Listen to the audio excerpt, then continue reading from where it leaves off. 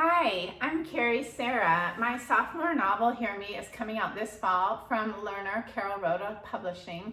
It's a story about a girl with a hearing loss, and honestly, as a deaf author myself, I really swore I would never write a book like this.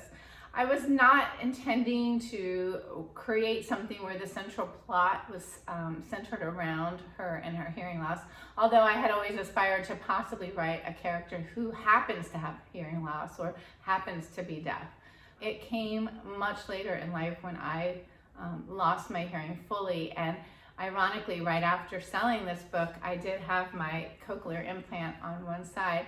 So, but when I sat down to write the book, it's interesting because chapter 1 just kind of came to me out of nowhere. And the very last line, which is now the last line of chapter 2, is a scene where Rayne is at the audiologist with her mother, and she really wants to talk to the doctor alone. He really wants to answer Rayne's questions, and he knows there's hesitation, but the mom is not having any of that. And so Rayne sits there and says to herself, I'll never have the chance to ask him the one question I really want an answer to, and that is, can my parents force me to have cochlear implant surgery if I don't want it? That line blindsided me. I wasn't prepared for it, but it did set the trajectory of my book on its way. And so I remember having many challenges in writing this, and one of them being reading a scene out loud at my critique group. And I love those girls dearly, and they embraced me and this story. But because I was so upset, they looked at me and they said, maybe you're just not ready to write this book right now. But I knew that I had to, because it wasn't until I was in my 40s when I read C.C. Bell's book, El Deafo, and I cried a lot.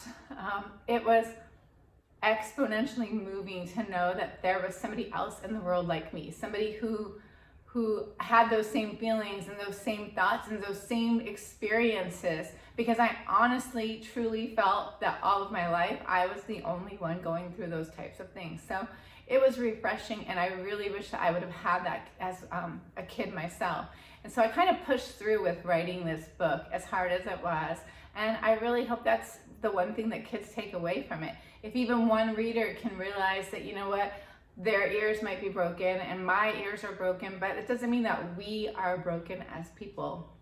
It will make all the challenge of writing and pushing through and selling and editing and honestly the vulnerability of going out there to talk to kids about something that has always been so private to me. It will make it all worth it if it just touches one kid's life. So I hope that you'll take a look at it and reach out if you have any questions. Thank you.